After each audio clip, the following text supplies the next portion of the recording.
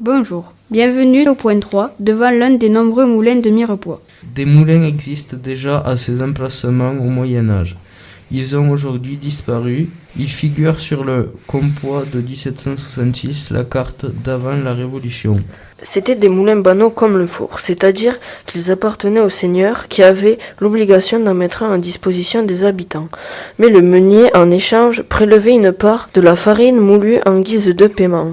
Ce moulin à eau était une machine traditionnelle empruntée dès l'Antiquité qui utilisait l'énergie hydraulique, c'est-à-dire que l'énergie de l'eau faisait tourner une roue qui actionnait une meule.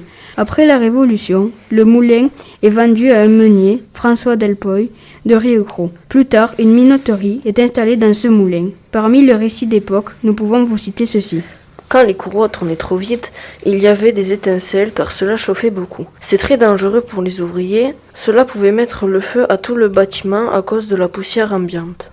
Pour connaître la vitesse de rotation des courroies, il y a un instrument qui avertit avec un son de cloche si cela va trop vite ou pas assez. Cela sert à éviter les accidents avec les machines. Cet instrument est situé dans la salle des courroies au rez-de-chaussée. Au niveau du moulin devant vous, le canal s'engouffre sous le grand moulin où il continue sa course souterraine et reparaît seulement de l'autre côté du cours du maréchal de Mirepoix. La machinerie qui actionne la vanne nécessaire au réglage du débit de l'eau sous le moulin est restée en place. Sous le moulin, il y a une grille qui trie les déchets présents dans l'eau. L'eau passe en travers la grille et tape dans une roue en bois qui entraîne les courroies, ce qui fait fonctionner les machines pour moudre le grain.